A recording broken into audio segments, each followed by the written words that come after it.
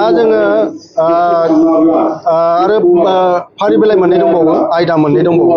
बे आयदाया जाहैबाय गुरु एबा आसारि गोथारिफोरनि थानो गोनां गुन, बे मोनसे दङ। आरो मोनसेया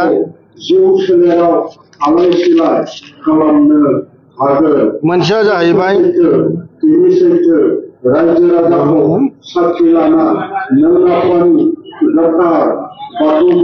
धोरोमाव मोनबा फोरबोनि बुंफोरथि। जों जे मोनबा फोरबो दङ, जोंनि बर' बाथौ धोरोमा मोनबा फोरबो दङ। मा मा फोरबो लानानै मोनबा जायो बेनि सोमोन्दै बुंथिनाय दङ। बेखौ बुंथिगोन जोंहा रन्जित दैमारि, गाहाय फोरोंगिरि, 2 नं लंग्लं गुदि फरायसालि। आरो मोनसे दंबावो,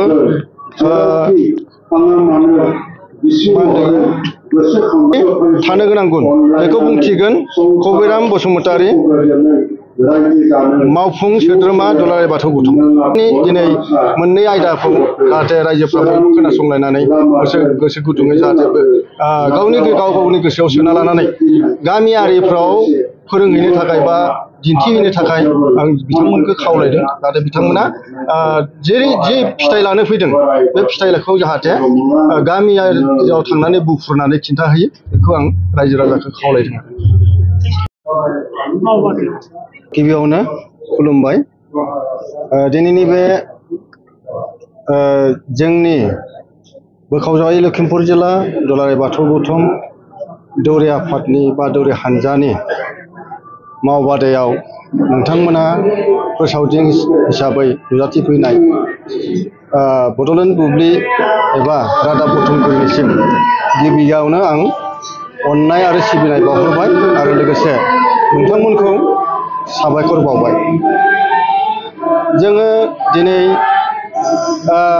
दौरि मावबादा खुंनाया दिनैसिम जोङो बोसोरब्रै जाबाय, ब्रैथि आगान सुरबाय। बे ब्रैथि आगान सुरनायाव जोङो सिमोनसापुरि बियाबनि सिङाव थानाय 2 नं लंग्लं गामियाव दिनै मैयानिफ्राय जागायनानै दिनै नैथि सान। बे नैथि सानाव जोङो फिरफिला बिरहोबाय। फिरफिला बिरहोनायाव जोङो गौथुमनि दुलाराय बाथौ गौथुमनि फिरफिलाखौ जोङो गोजोनै सम लानानै जोङो बिरहोनो हादों। लोगोसे जोंना रुंसारि जालांनाय बिथांमोननि मुङाव जोङो रुंसारिनि मुङाव जोङो बावबाय। बे बावनायखौ जोङो फोजोबबाय। आरो मोनसे हाबाफारिया बेखौनो लाबावदों जे जोङो जोंनि बे दुलाराय बाथौ गौथुमनि बिथोन बायदि जोङो बाथौ थाननि बिजाबाव जेरैबायदि लिरनाय दङ, बे लिरनाय बायदि जोङो गासैबो जोङो खौसेथि जानो थाखाय बे गामि बै गामिजों गोरोबलायिखौ जों गोरोबहोनो थाखाय जोङो नाजागासिनो दङ। आरो दुलाराय बाथौ गौथुमा जोंखौनो बिथोन हरनाय बायदियै जोङो जे बे हाबाफारि मावनायाव, बे हाबाफारिखौ दैदेननायाव जोङो गासैबो गुरु दैदेनगिरि आसारि गोथारि बाथौ गुरु बिथांमोना जोबोद खस्थ' मोन्दों। बे खस्थ'नि गेजेरजोंब्लाबो जोङो गासैबो खौसेथियै नोजोर होनानै बाथौ धोरोमा जे बर'नि गुबै धोरोम, बे बर'नि गुबै धोरोमखौ जोङो बुहुमाव गोसार होनो थाखाय जोङो नाजागासिनो दङ दुलाराय बाथौ गौथुमा। आरो बेयाव जोंहा बर' गुबैनि धोरोमखौ जोङो माबोरै जोङो रैखाथि होनानै माबोरै जोङो बुहुमाव गोमसार होनो हागोन, जौगाहोनो हागोन, बेफोर नोजोरखौ लानानै जोङो दुलाराय बाथौ गौथुमा नाजागासिनो दङ। आरो दुलाराय बाथौ गौथुमनि सिङाव थानाय गासिबो जिल्लायाव जेसेबां जिल्ला गौथुम दङ, बे जिल्ला गौथुमफ्राबो जाहाथे फोसावगासिनो दङ। दा बेखौ नोजोर होनानै जोङो दिनै जोबोद गोबां जोङो फिथाइ मोननो हाबाय। जोङो दुब्लि बारियाव फुजा होनायनिफ्राय जोङो बारग'बोनो हाबाय। न'आव फैनो हाबाय। गामि गामि जोङो थानसालि बानायनो हाबाय। आरो न'खर गावबागाव न'खराव जोङो बाथौ दुमलायनो जोङो गोरों जाबाय। आरो आलाय सिलाय जानाय धोरोमखौ जों खौसेथियाव लाबोफिननो हाबाय। आसार खान्थि, मोनबा आसारनि खान्थिजों जोङो खौसेथि खालामनो हाबाय। आरो जिल्ला गौथुमाव जेसेबां जोङो सिनायलायामोन, मिथिलायामोन, जों मिथिलायनो हाबाय। दा बेयाव आरो गोबां जों खामानि मावबावनो गोनां दङ। आरो बे गोबां खामानि मावबावनो गोनाङा जोङो दैदेनगिरिफोरनिल' नङा, गासैबो गामियारि बिथांमोननिबो बिथांमोननिबो बिबान दङ होननानै जों सानो।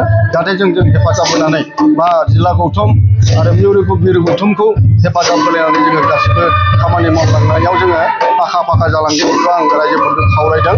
आरो दिनैनि हाबाफारिया जाहैबाय जोबथा हाबाफारि। बे जोबथा हाबाफारियाव आरो मोनसे गोजोनथाव राव आं बुंनो गोनां जागोन जे दिनै जोङो मोनसे हाबाफारि दाजाबना लानो गोनां जादों। बे दाजाबना लानो गोनां जादों जे बे गामिनिनो जरासे हाबा एबा गोथार जुलि जोङो खुंनो मोननाय जादों।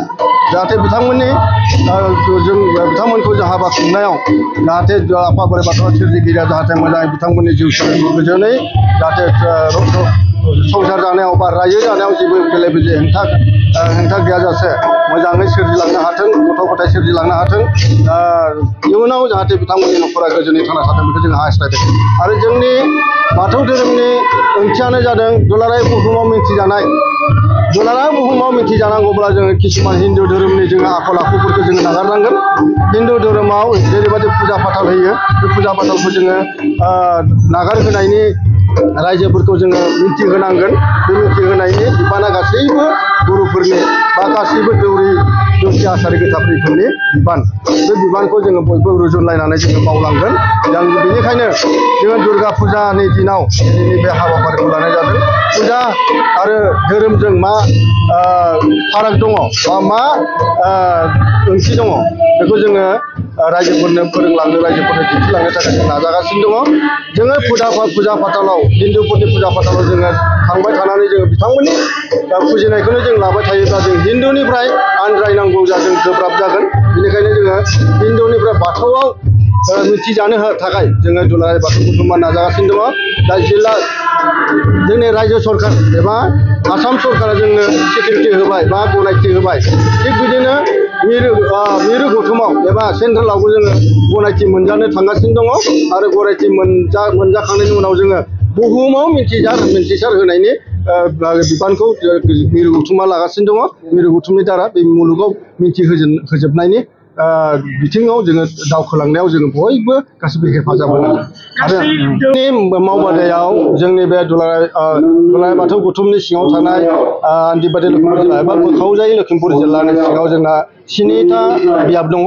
बे 7था बियाबनिफ्राय जोङो गासिबो बियाबनिफ्राय जोङो सानै थान्दै बिहरदों। सानै थान्दै बिहरनायाव फैजोबाखैब्लाबो जोङो 90% जोङो फैनायखौ जोङो मोनदों आरो। दा बिथांमोना फैनानै जोंनि बे मावबादाखौ मोजाङै खोनासंनायखाय जों जोबोद मोजां मोनदों। थिग बिदिनो निजोम एबा आब्रुथियै जोङो दैदेनलांनो हायोब्ला जोङो बुहुमाव मिन्थिजायैनि जोङो बाथ्रा फैया, मिन्थिजानायनि जोंना लामायाव थांगासिनो दं आरो।